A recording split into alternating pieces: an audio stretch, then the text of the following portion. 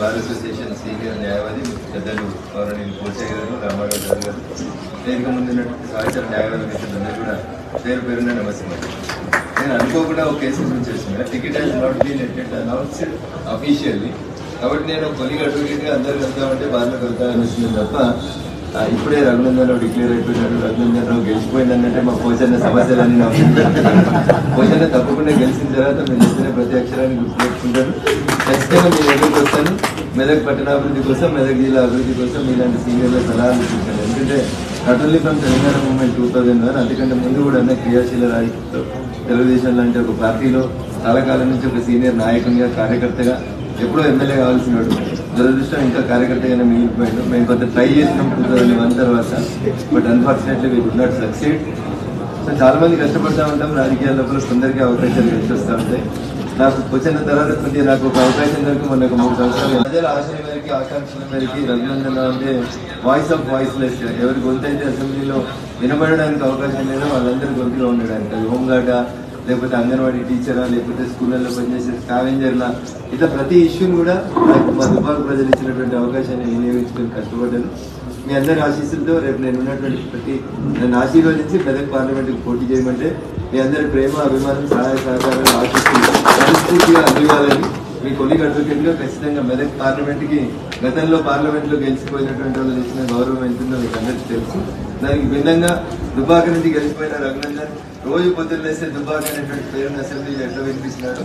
రేపు భవిష్యత్తులో మీరు అందరూ అవకాశం ఇచ్చి మా పార్టీ నన్ను ఆశీర్వదించి పంపిస్తే తప్పకుండా మెదక్ పార్లమెంట్ సభ్యుడిగా ఈ ప్రాంత అభివృద్ధి కోసం న్యాయవాద వృత్తుల సమస్యలు కానీ, మెదక్ పట్టణ సమస్యలు కానీ, ఇంకేమున్నా కానీ నాకున్నటువంటి అవగాహన వరకు తెలవకపోతే తెలుసుకొని, I always feel that I am a student. ప్రతిరోజు నేర్చుకోవాల్సింది, చదువుకోవాల్సింది చాలా ఉంటుంది అనుకొని కష్టపడేటువంటి వ్యక్తులలో నేను భవిష్యత్తులో మీ సహాయ సహకారాలు మా పార్టీ ఆశీర్వదించిన తర్వాత మనస్ఫూర్తిగా అందించారు. ఇట్ ఈస్ నాట్ పార్టీకి సంబంధించినటువంటి మీటింగ్ కాదు, దయచేసి you might have different political opinions, but ఒక కొలిగ్ అడ్వకేట్ నాకు ఒకవేళ మా పార్టీ అవకాశం ఇస్తే మీరంతా నిండు మనసుతో నన్ను ఆశీర్వదించింది.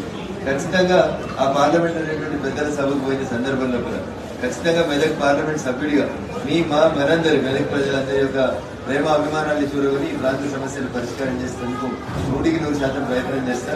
అయితే సుభాష్ అన్న 2 సమస్యలు దృష్టికి తీసుకొచ్చినాడు.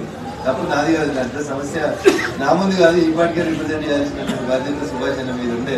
ఎందుకో మరి టూరిజం మినిస్టర్ మన రాష్ట్రానికి సంబంధించిన వారు ఉన్నారు, మరి ఎందుకో వారు అక్కడ రిప్రజెంట్ చేయలేకపోయినట్టున్నారు. బట్ ఎనీహౌ మీరు వస్తే parliament last session for this tenure begins on 31st and closes on February 9th.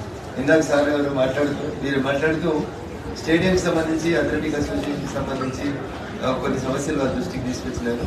1 athletic అసోసియేషన్కి సంబంధించి, 2 టూరిజంకి సంబంధించి, 3 రైల్ ఎక్స్టెన్షన్కి సంబంధించి సుభాష్ గారు మాట్లాడిన ఈ 3 అంశాల మీద ఒకవేళ మీరు రిప్రజెంటేటివ్ రెడీ చేస్తే నేను ఢిల్లీకి పోదామని అనుకుంటున్నాను. మండే నుంచి budget first and second budget వస్తుంది, 3rd, 4th హాలిడే ఉంటుంది పార్లమెంట్కి.